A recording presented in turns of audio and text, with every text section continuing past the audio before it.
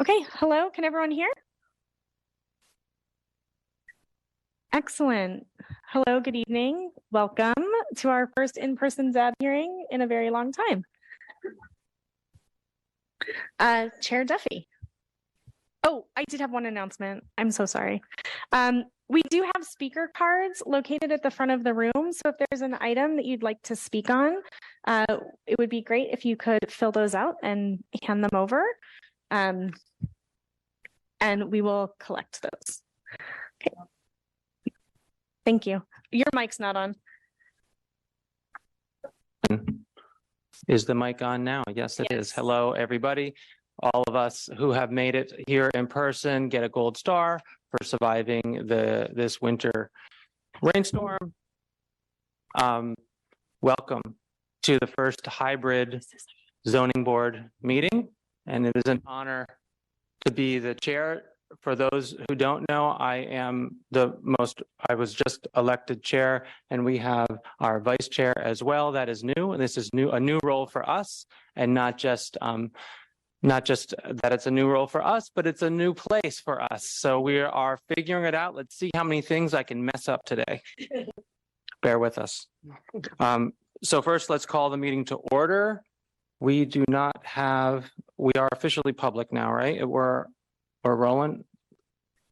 Okay, and it's hybrid as well. So I'll be juggling like a DJ up here in person and the hybrid meeting. I have a few items to read. Can't really mess that up. For the public advisory, this meeting will be conducted in a hybrid model with both in-person attendance and virtual participation available for members of the public. For in-person attendees, face coverings or masks that cover both the nose and mouth are encouraged. Face coverings will be provided by the city and available for attendees to use at the meeting. Members of commissions, city staff, and the public are encouraged to wear masks at all times, except when speaking publicly from the dais or at the public comment podium, although masking is encouraged even when speaking. For members of the public feeling sick, please do not attend the meeting in person as a public health precaution. Nobody left. That's great. Thanks. Currently, there are no physical distancing requirements in place by the state of California or the local health officer for an indoor event similar to a commission meeting. However, all attendees are requested to be respectful of the personal space of other attendees. An area of the public seating area will be designated as a distanced seating area to accommodate persons that need to distance for personal health reasons. There's more to read. To access the meeting remotely, join from a PC, Mac, iPad, iPhone, or Android device. Please use a URL that is published in the agenda. If you do not wish for your name to appear on the screen, then use the drop-down menu and click on Rename to rename yourself to be anonymous, which is fine. To request to speak, use the raised hand icon by rolling over the button on the bottom of the screen.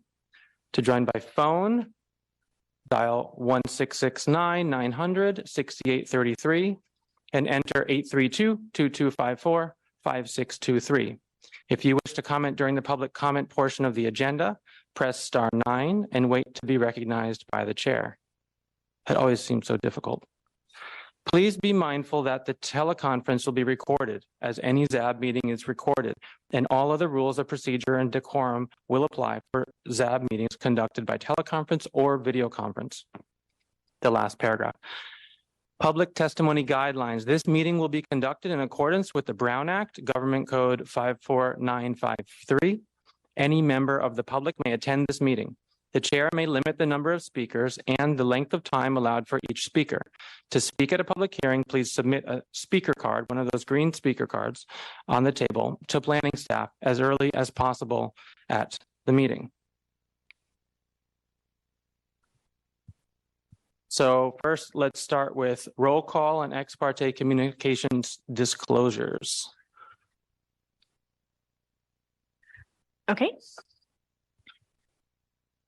Okay. When I call your name, please indicate if you are present and if you have any ex parte. Commissioner Trigu. Chair Duffy. Present, no ex parte. Vice Chair Gaffney. Present, no ex parte. Thompson. Present, no ex parte. Lunapara. Present, no ex parte. O'Keefe. Present, no ex parte. And I got a text from Igor saying he'll be here in a few minutes. Thank you. Matthews. Present, no ex parte. Young. Present, no ex parte. And Sanderson. Present, no ex parte. Thank you. Thank you. And before we get to public comment on non-agenda matters, I want to read a land acknowledgement. The city of Berkeley recognizes that the community we live in was built on the territory of the Huchun, the ancestral and unceded land of the Chochenyo-speaking Ohlone people, the ancestors and descendants of the sovereign Verona Band of Alameda County.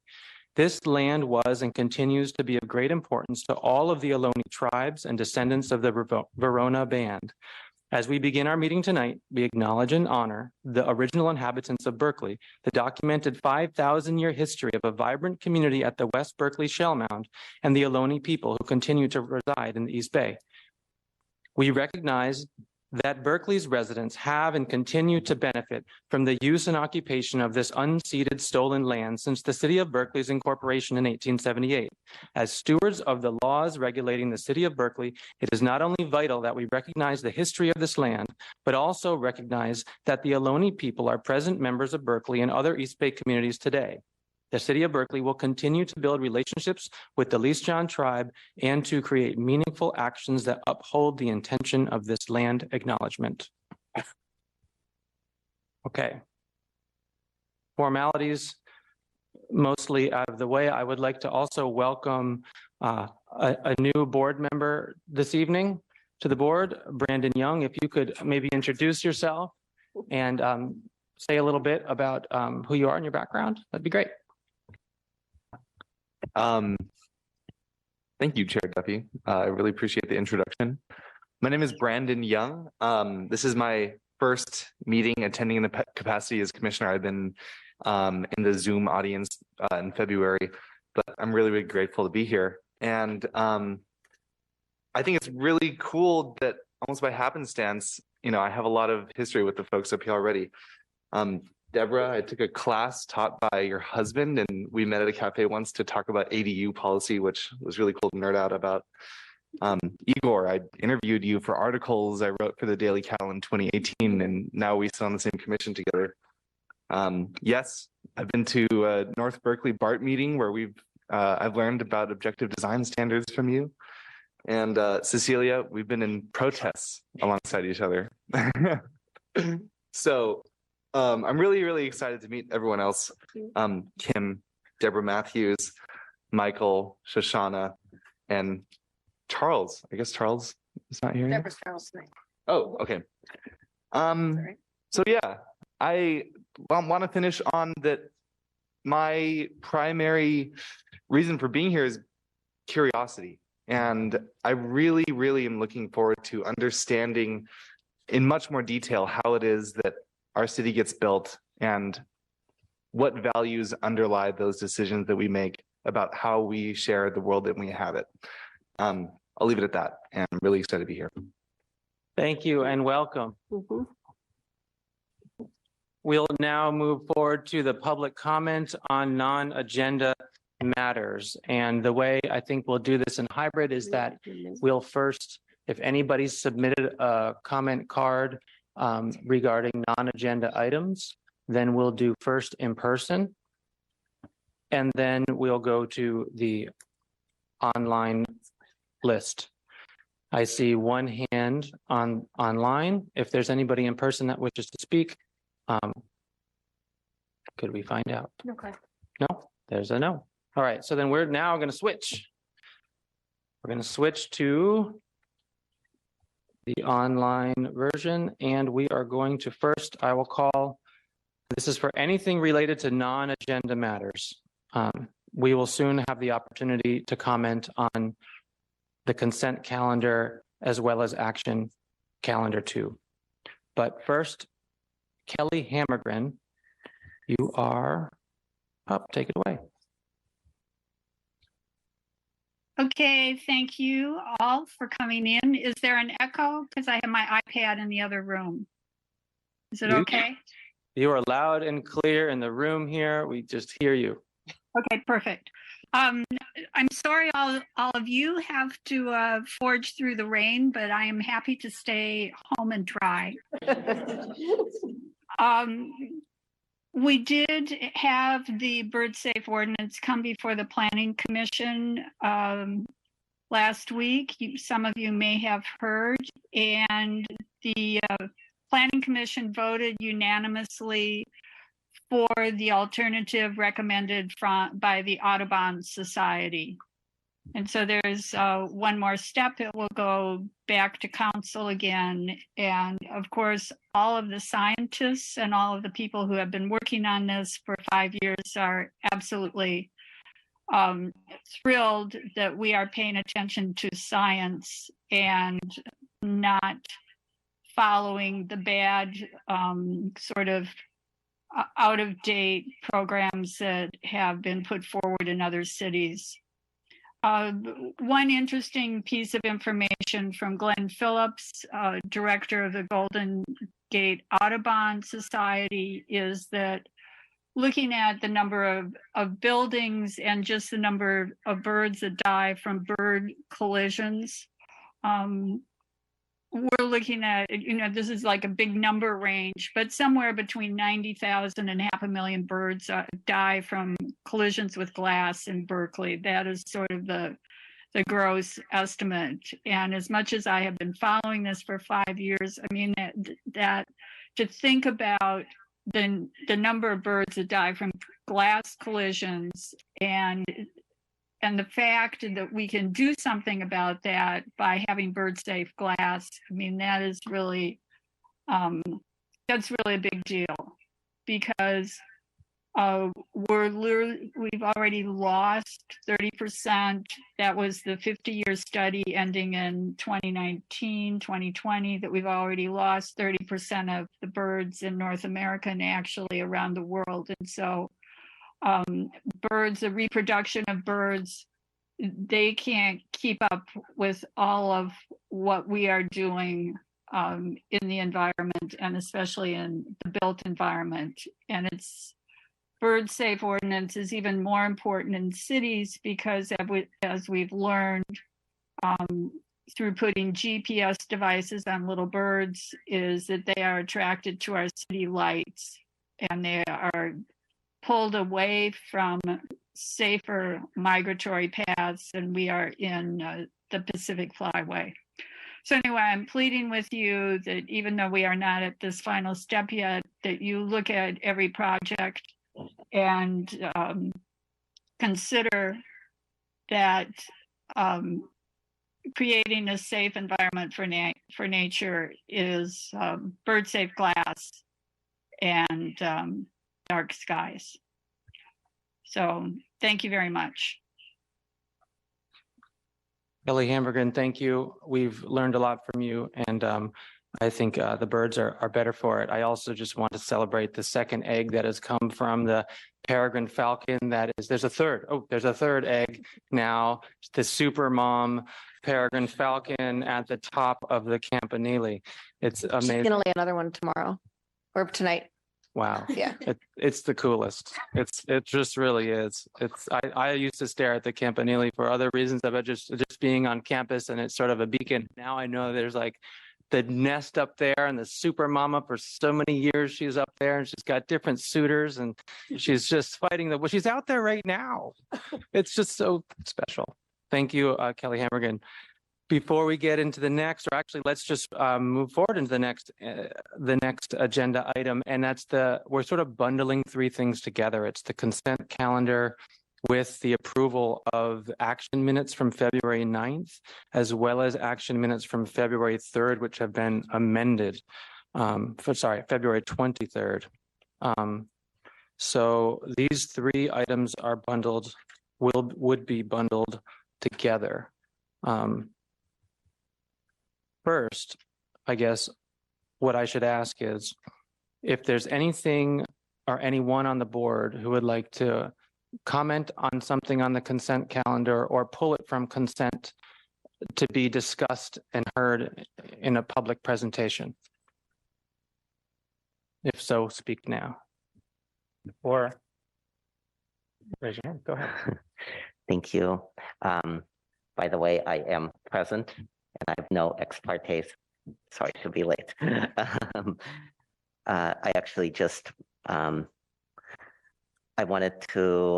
had a question on item, I'm sorry, on 612 Craigmont. This is a question. It's not for the purpose of pulling, but I was curious under table 2 special characteristics where it says this is not, the Housing Accountability Act does not apply, and SB 330, the Housing Crisis Act of 2019 does not apply. If this constitutes a change in local position, because it is a single family home.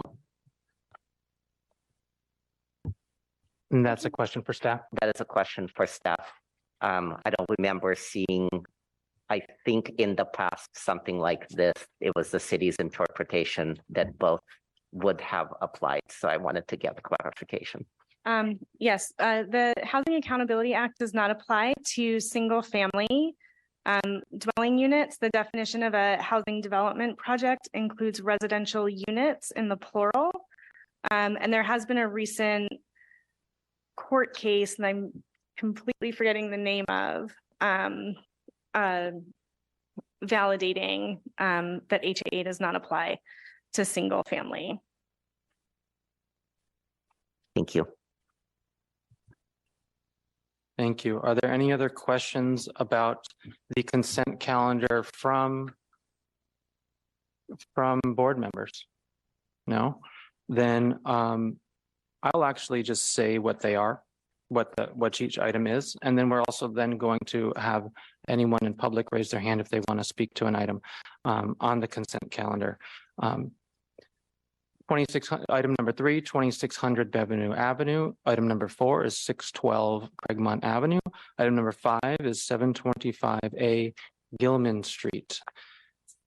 I see one hand. If there are no hands or cards that wish to speak about the items on the consent calendar at this time, then we will go to Kelly Hammergren online. Kelly, you are good to go. Okay, thank you. And since you love the falcons, one of the baby falcons, Lux, died from a glass collision on the campus. So this is real, and this harms the falcons that we care about. Okay, so I wanted 612. There is one, if the bird safe ordinance was fully enforced, it would exempt until 2025 glass walls that are less than 30% glass. And so there is a drawing here of one of the facades, which looks to be like 75-80% glass. And I'm sorry that the new ordinance is not in place right now, because that would all be required to be bird safe glass. And I would ask that you request of the owner, developer, architect, that they install bird safe glass on that facade. It would actually be great if they would make the entire building bird safe glass, all of it. But that in particular. Then I also wanted to comment that 612 Craigmont is in the high fire hazard zone, and I'm of the opinion that we really shouldn't be adding density in the high fire hazard zone. And I know people who live in the high fire hazard zone and all of the problems that they have getting insurance for their houses. And at some point, I would expect the insurance companies are going to pull the plug from insuring in the hills. So I think that just covers it. And I don't think I need to use up the last 4 seconds. Okay.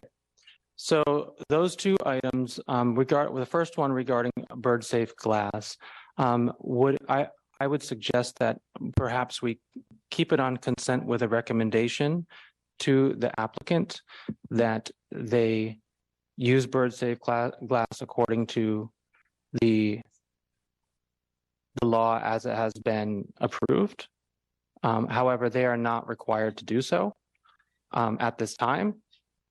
If we think that if this is something that we would like to pull, maybe I would poll any board members here if you think that we should pull it and add a condition.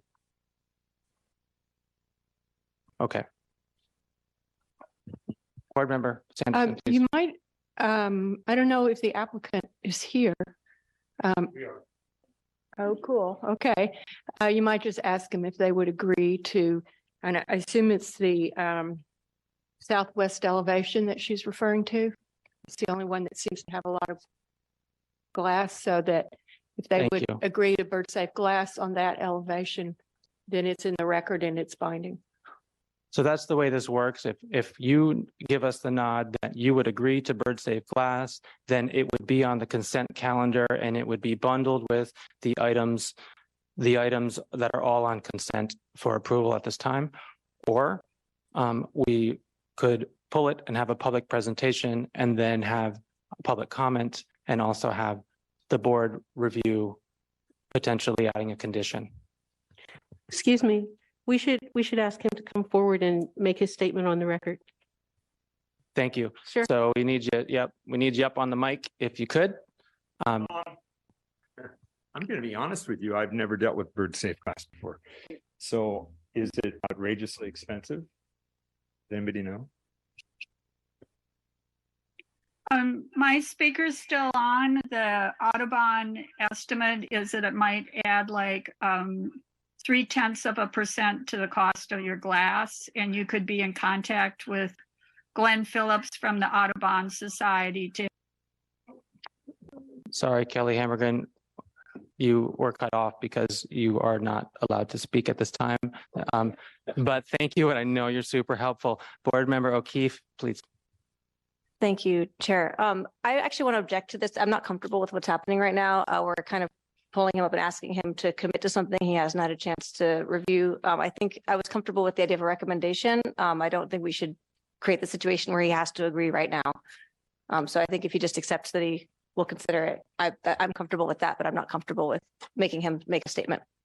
Thank you. We'll certainly consider it. I mean, I have to talk to the clients. We have to find what it costs. Board Member Trade. Thank you. I actually did have another question. We did, just for the record, we received a late communication from a neighbor, not sure where they are cited with respect to the project. I think the one request they had that is subject to potential ZAB discretionary review would be a recommendation to move the house further back from the property line. And I was just wondering if you could comment on that. It sounds like you have had conversations with the neighbor. Yes. And the situation on that is, it's a double lot. So it looks like, to look at it, it looks like a big lot. Would you like me to bring up the? Not at this time. We're still deciding whether it stays on consent or not. So if you can keep it brief and just answer the question, would be great. Basically, it's very difficult to move it. We were very carefully decided, and we were trying to separate the single car garage from the house to try to improve the massing, to make it more interesting from everyone's perspective. And we're tied in with 6 oak trees. We have a very large area, like a third of the lot is what they call a QLF zone. And what this is the landslide area. And you cannot build it. And so it's we've got the house as close as we can to the garage. It's a small house, 2,100 square feet. And the width is 44 feet for the whole house. And we pulled it as far away from the neighbor's property as we could. Thank you. And it's still well beyond what we're allowed. Thank you. Yeah, Member thank you. Trigger, That was that second? answers my question. Okay. So what I'm hearing, what I'm sensing here is that we'll keep it on consent and with the recommendation to further explore the opportunity for a bird safe glass and at the owner's discretion. I'll entertain a motion if anyone has one. Public comment first. Oh, on the consent thank you. calendar. Well, no, we just did public comment, didn't we? No? I think we We've did. never We done just did- public comment for the consent calendar before. Maybe we've been Yeah. doing it wrong, but that's not normal. You're right. I'm sorry. It's because she spoke twice that I melded it Thank in you. my brain. Oh, Sorry. you almost got me on a mistake, but I didn't mess that one up. Sorry. Okay, I'll mess something else up. I'm just here to make you look good. by Well, making thank you. mistakes for You do, always. Is there a second? Did someone make a motion? Oh, I'm sorry. No, I Board Member I Trigger. will move the consent calendar with one typographical edit to a condition on 2600 Benvenue Avenue. Just for the record, this is very pedantic, but that would be condition of approval 38, and it is a typographical error or correction only. And then just for the record, the consent calendar are approval of the February 9th and 23rd, 2023 minutes, 2600 Benvenue Avenue, 612 Cragmont, with the recommendation around bird safe glass, and 725 A Gilman. Is there a second? Okay, we have a second. Who's second? The Vice Chair, Kimberly Gaffney. I'll second it. I'm sorry. Your mic wasn't on, so we couldn't hear you. I can tell them. What was the the correction to the condition? I didn't catch that. It was for 2600. Yeah, I was communicating with the staff member on this project. It's a change that needs to be made apparently to a standard condition.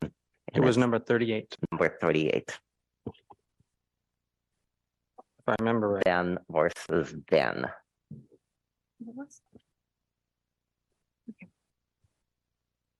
Okay. So the motion is to approve the consent calendar with a typographical edit to item number 3. And then the recommendation for bird safe glass for 612 Cragmont.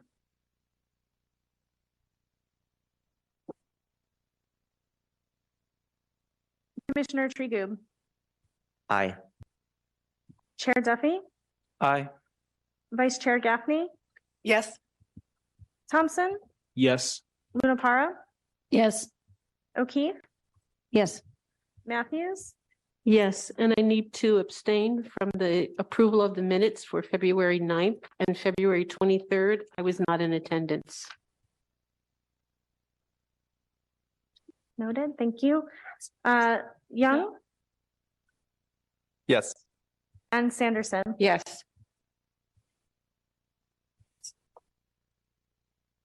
The motion passes.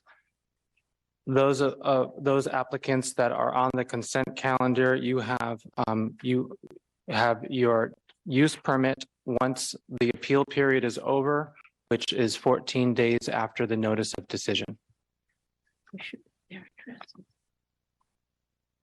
Onward to the action calendar. You're making it easy on me this time. It's so simple. So far, action calendar, we have one item. Item number 6, 870 Santa Barbara Road. This is a new full public hearing. So this will be my first public presentation in person as a board member. So start it off.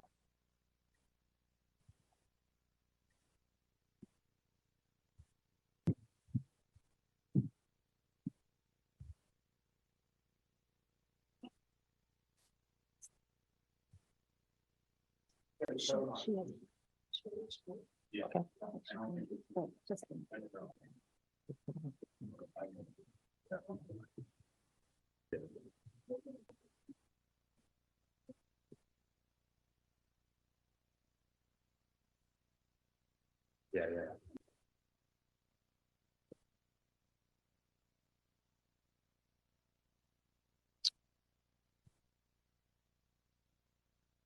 Brian, when you're ready, you need to share your screen.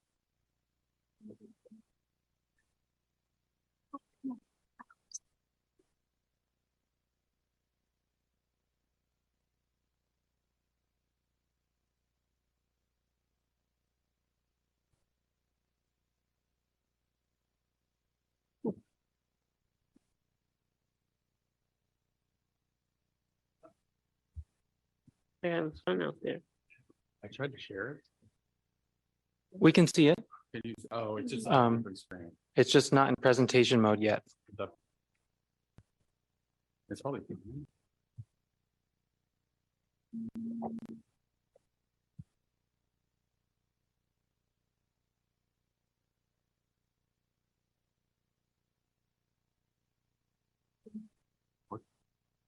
Yeah. Yeah, it's flat. Okay.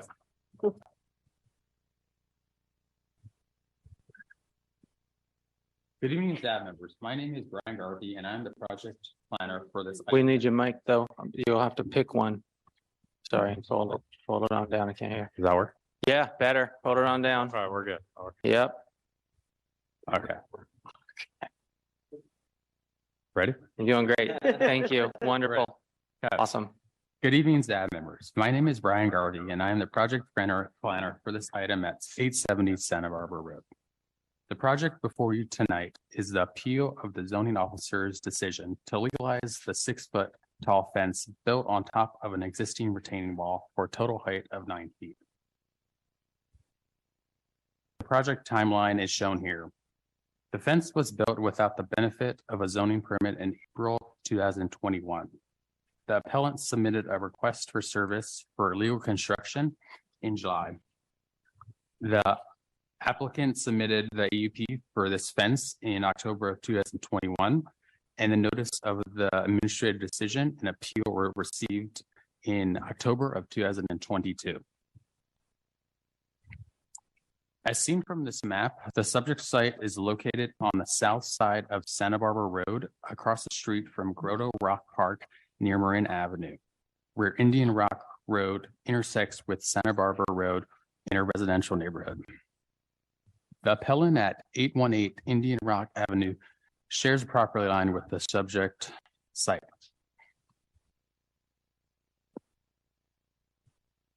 The fence was built in April 2021.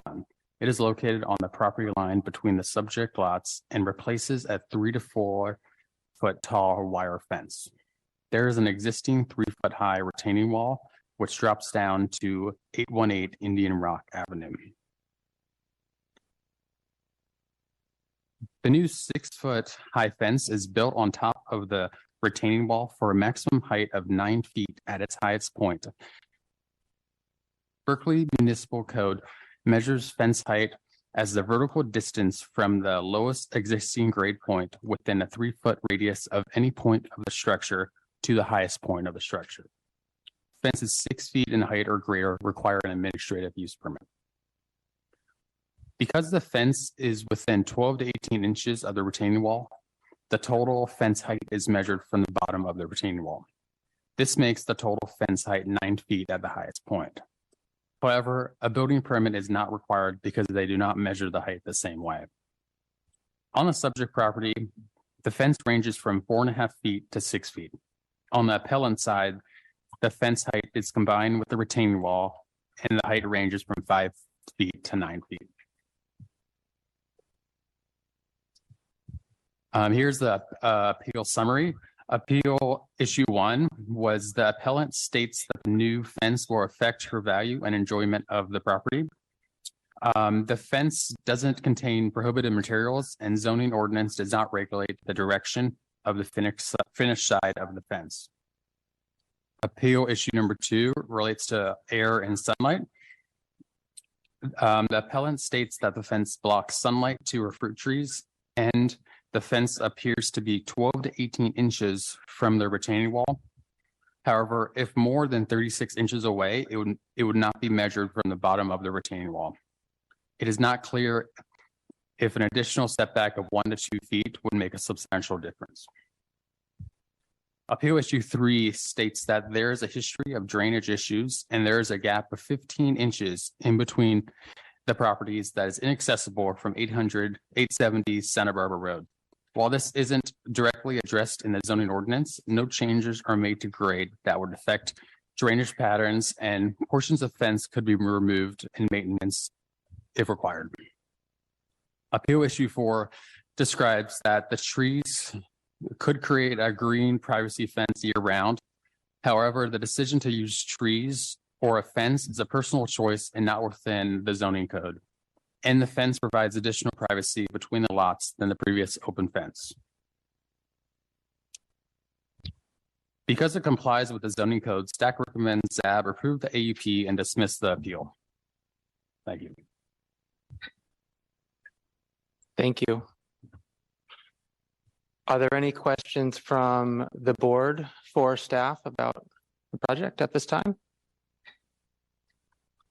No, I just have a comment before anybody, before we get into the presentation from the appellant, as well as the applicant of the project, and just something to keep in mind, and just know that our role on the zoning board is not to make judgment about the intentions of anybody presenting, or the intentions or their backgrounds or histories or anything regarding the applicant or the appellant in this case, about their character, about where they come from. And what really our role is to make sure that we uphold and interpret the rules under the zoning code. And that's really our biggest and most important responsibility here. So I just wanted to share that. Okay, so next we have a presentation from the appellant. And it is, appellant goes first and it's 5 minutes. Is that correct, Samantha, I believe? Okay, thank you.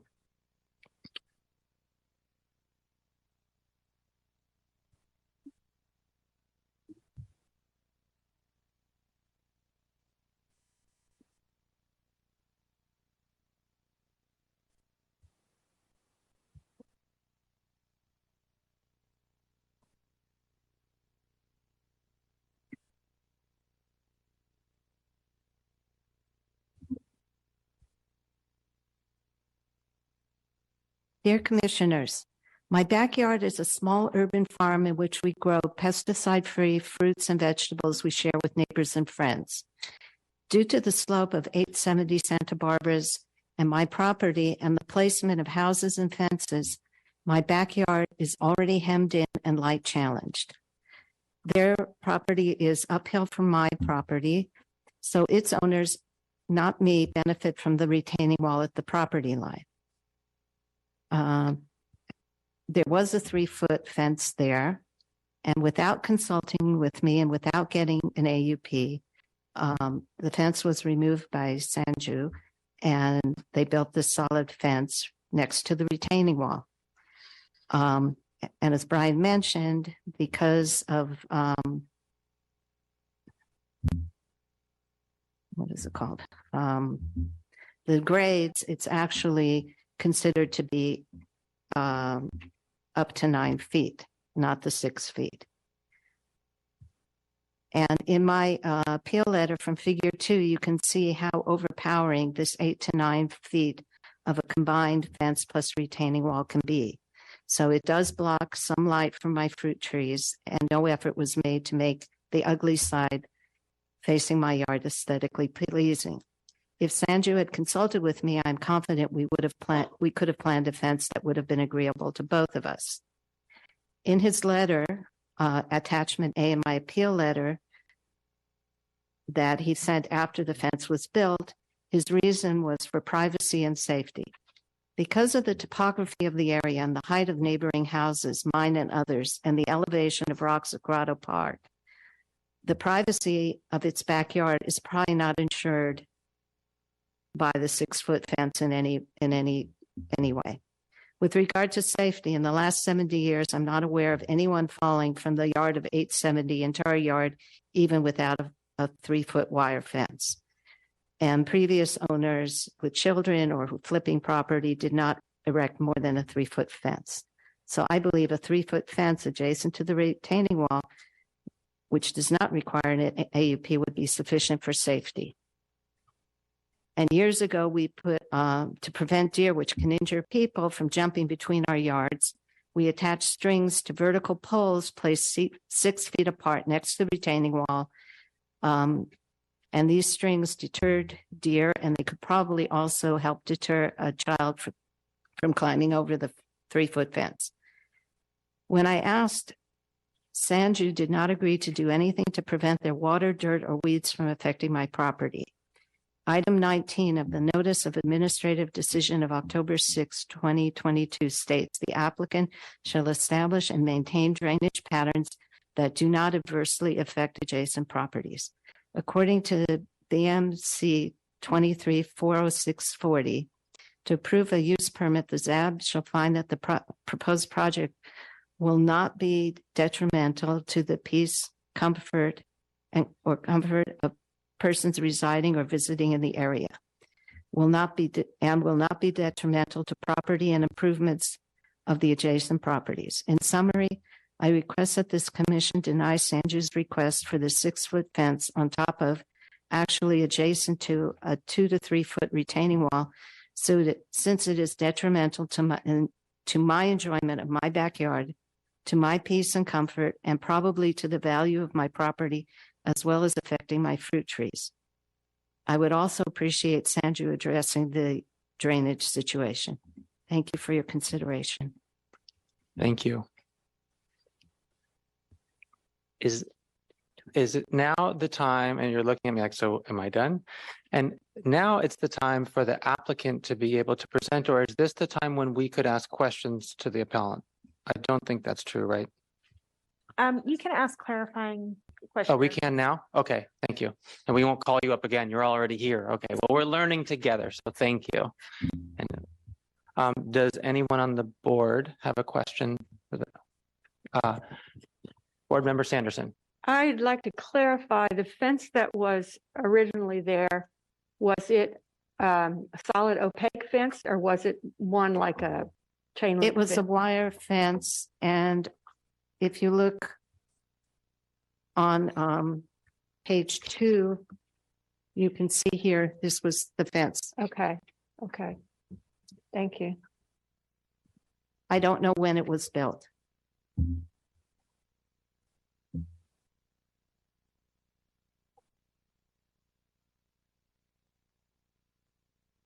Are there any other questions from the board?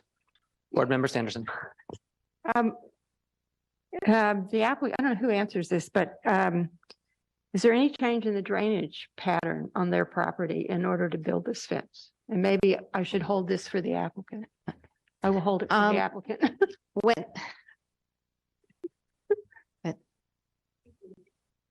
Feel free to speak. Okay. 2 owners ago, I worked with the owner to make sure that their backyard was below the retaining wall, because their property is on a slight slant, which means that dirt and water can come onto my property, and they had trees that were dying on that property. So I didn't want to have anything to do with water or dirt. When the realtor put the house on the market a week or 2 beforehand, they called in some gardeners to put down sod, to put down a lawn. And I talked to them. I said, make sure it's below the retaining wall. So you're saying that previously their property, 870, property was lower than the top of the retaining wall? By about this much. Okay, just a small amount. Okay, thank you. Thank you. Board Member Sanderson, also in the presentation from staff, they had mentioned that there was no understood changes in the engineering or the performance of the retaining wall. Yep. So now we have the applicant. If the applicant could come up to speak. You have 5 minutes.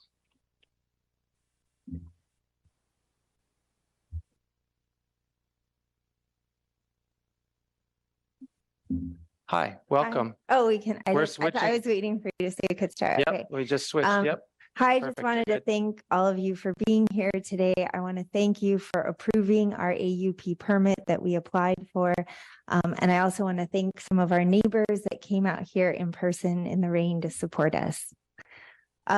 We have built this fence for a number of reasons, which we detailed in our letter, but I will go through them here as well.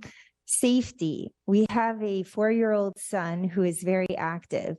The fence that existed before would be extremely easy for him to walk literally right through. Miss Schick has quite a bit of gardening materials, tools that are quite dangerous for a young child. We felt that it was very important to build a fence that would protect our son and keep him on our property. The other homes on our street also have fences built on top of the retaining wall, and the fence is 6 feet on our property. Privacy. The original fence was just a wire fence, and every single time we would go out into our backyard, Miss Schick would show up and start talking to us, asking us about watering our backyard, talking to us about all the issues she had with our backyard. It got so bad, we stopped going into our backyard with our son. Ms. Schick talks about sunlight and the fact that our fence is blocking sunlight to her trees. The sun actually comes from the northeast. So the only thing that is blocking the sun from her garden is her own home. The quality and of the appearance of the fence is also something Ms. Schick brings up. It is a very high quality redwood fence. It is unfinished on both sides. And if you could just refer to the pictures I submitted of what the fence looked like originally and all the debris and garbage and all the stuff that was there, you could see that there's no consideration to appearance previous to us building the fence on the other side. And the last point we have, and something that honestly is quite difficult for us to talk about, is the harassment that we have experienced. Before we moved into the home, Ms. Schick sent us letters about the backyard, about issues that she had with it. She sent us a letter with her phone number. I, wanting to be a nice neighbor, called her, and then she proceeded to start calling me regularly, texting me regularly.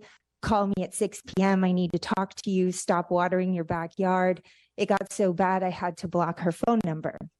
She then proceeded, in addition, I shared she would talk to us in our backyard every time we would go out there. Once we stopped going in our backyard, she started coming to our front door and banging on the door at dinner time and demanding that we stop watering our backyard. She also, I don't know if she was tracking me, but I would walk with our infant son at the time every evening, and she followed me. She came right up to me. She said, "Are you Erin? I need to talk to you about your backyard." She has been relentless in her communication to us. And the apex of this was when Sanju was out in our backyard, watering our backyard. Her partner, Ron, came out and told Sanju, "I do not want a drop of water from your backyard in my yard. This is not Pakistan. This is not Iraq." We were absolutely shocked to experience such direct racism from our backyard neighbor. We have stopped communicating with her, and building the fence for us was having a sense of peace in our own home so that our son can play outside. And I appreciate you taking the time to listen to us This part is very hard for us. We did not include it in the permit. I note that your job is to address the fence, but I think it's very relevant information, and you need to know this has been our experience. Thank you very much for your time. Thank you. Thank you. ZAB Secretary Samantha Updegrave, I have a question. Is this the time where rebuttals would happen, or is this the time when the board can ask questions of the applicant? I think you can ask clarifying questions. And former Vice Chair Shoshana. And I should know this, and I'm sorry. I'm just trying to Yeah, lean on anytime everybody. anybody speaks. Thank you. We can always ask them questions. If it's public comment, non-agenda items, whatever, that's the best time. So that's normal. And So now would be the time to ask them questions. Thank and you. then is there rebuttal time after public comment? Normally, but now I'm trying to remember if there's a different rule for appeals. I think with appeals, we don't do that. I'm not 100% sure. I'm sorry. Usually we have a rebuttal. Igor, do you remember you were chair for a while? Yeah. Can you just remind me, did you give the two parties equal time so far? Yes. Yes. Then no rebuttal is necessary. Okay. Yeah, that makes sense. Thank you, Igor. Thank you. Takes a team. I appreciate your help. So if anyone has questions for the applicant, please ask them now. If not, then we'll move on to public comment. Thank you. Oh, please.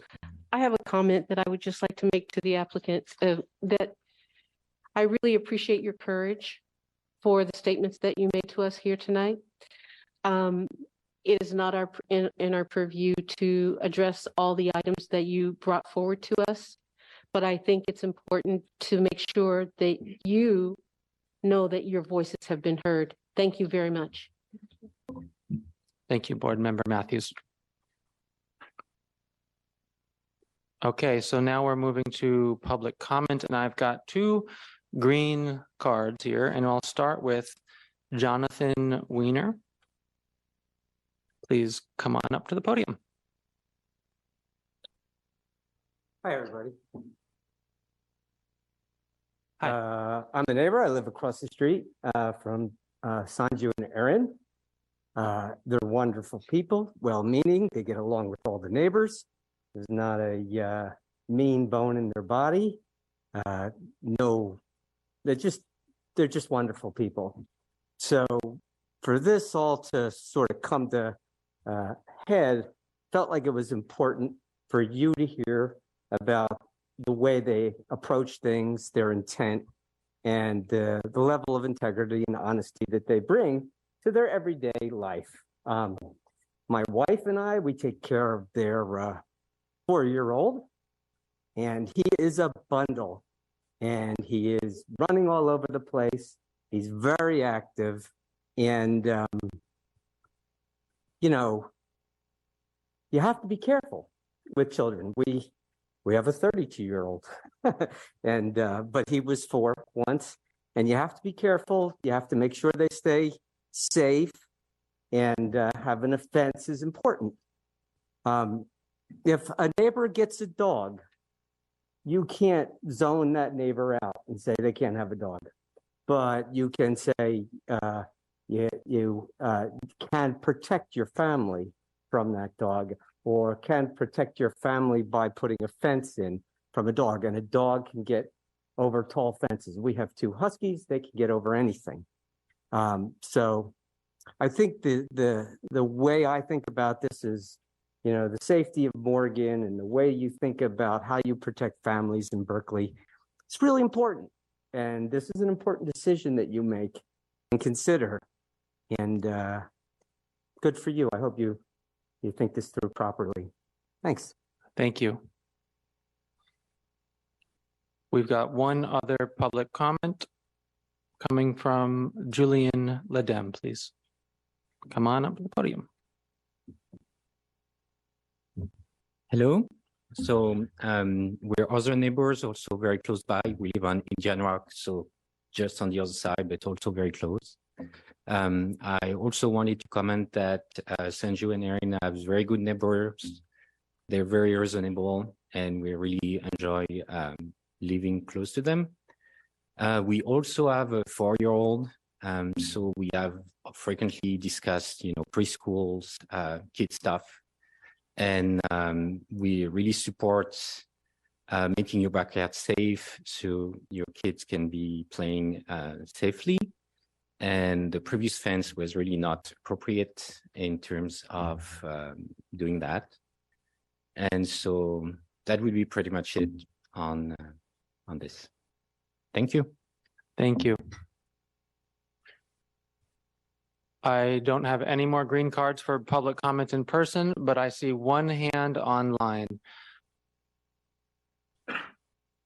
We'll now switch to online public comment. Kelly Hammergren.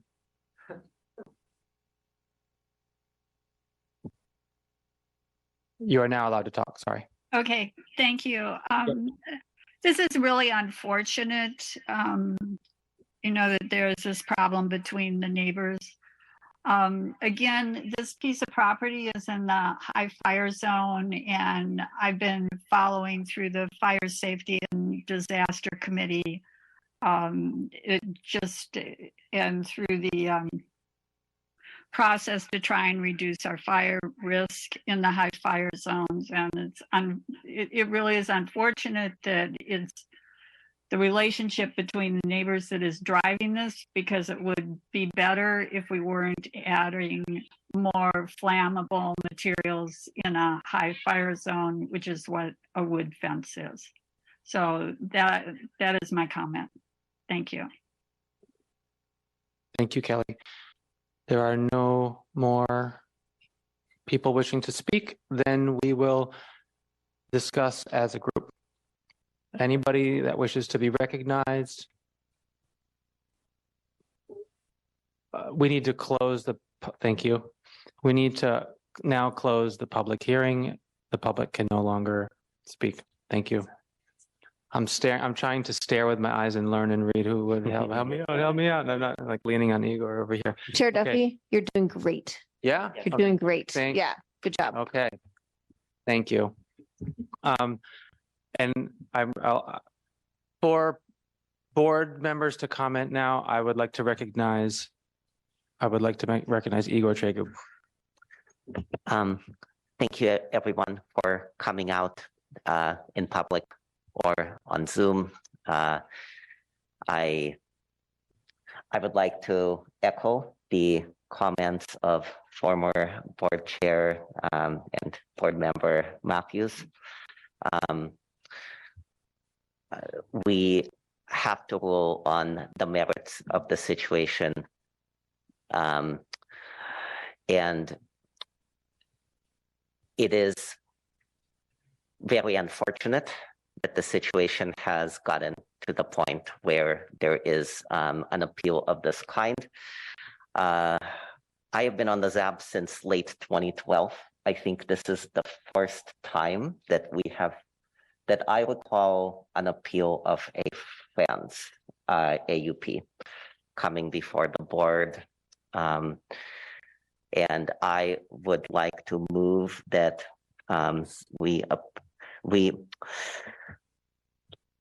reject the appeal and approve the administrative use permit with the correction of one small typographical error in condition 3D. Thank you. Can you repeat the condition number? I'm sorry. I'm sorry. Actually, finding 3D, the word detrimental is, I think, what was intended. Thank you. So we have a motion. Do we have a second? Okay. Board Member Matthews has seconded, and now is when we get to actually discuss the motion. So please raise your hand if you wish to speak on the motion. Sorry, turning my back to you. Anybody else? Board Member Sanderson. I just want to say that I don't think with the fence a foot and a half back from the retaining wall, it doesn't have the same effect on their side as you would expect. So I don't think it's adding that much more flammable material. And I'm not concerned about this is density that's already in the fire zone. It's not an increase in density. So I think it should be approved as proposed.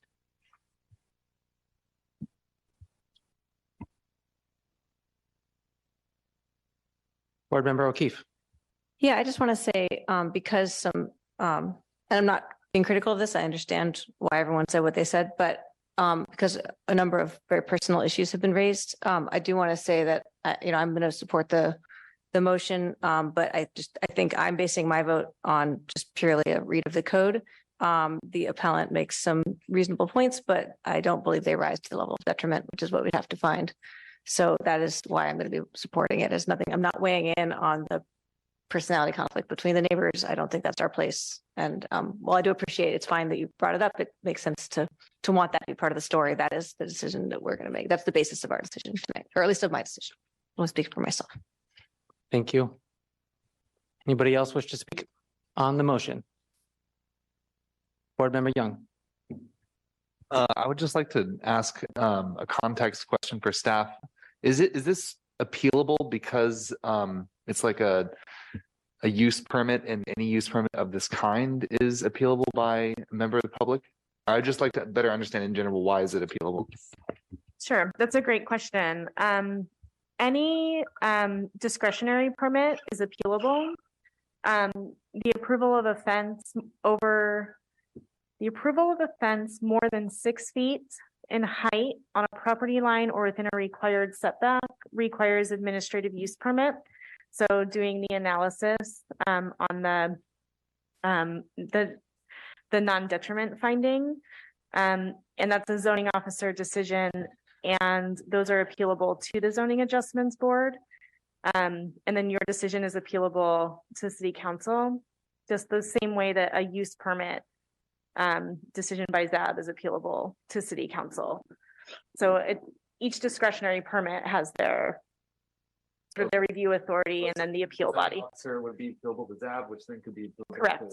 Correct. Thank you. Yeah, you're welcome. Thank you. Thank you. Anyone else wish to be part of the discussion around the motion? Board Member Tregu, you're recognized. Maybe. Yeah, I appreciate former chair and board member Shoshana O'Keefe's comments, and I wanted to clarify that I have made the motion on the basis of all the testimony that I've heard today for and against. I think the staff report was carefully considered, and on the merits, I believe that we can concur with staff's original decision that the project is, in the totality of circumstances, non-detrimental. Thank you. Board Member Matthews. I would also like to say that my second is based upon, I don't find any detriment with this addition of the fencing. Thank you. Thank you. And with that, I don't see any more hands from the board. Then let's move to a vote. Okay, thank you. This is to approve the administrative use permit at 870 Santa Barbara and dismiss the appeal. Commissioner Tregu? Aye. Chair Duffy? Aye. Vice Chair Gaffney? Yes. Thompson? Yes. Lunapara? Yes. O'Keefe? Yes. Matthews? Yes. Young? Yes. And Sanderson? Yes. The motion passes. You have your use permit. Not a use permit. It's appealable. Is it? It is appealable to the council. Thank you. That's right. All right, that's it for the action calendar tonight. We have subcommittee reports next. If anybody would like to, well, let's see, we've got design review committee, so Yeah, we have not had a meeting. fire away. Yeah, we've not had a meeting since our last ZAB meeting, so we'll report next ZAB meeting. Okay. Do we have any staff communications? No, but I do want to use this opportunity to remind everyone that we are not meeting on the 4th Thursday in March. If you remember, when we adopted the calendar, we're meeting on the 5th Thursday of March, which is March 30th. So back here in this room for another hybrid adventure. But I know it's like clockwork in our brains for the 2nd and the 4th Thursday. So I just wanted to give that reminder. Thank you.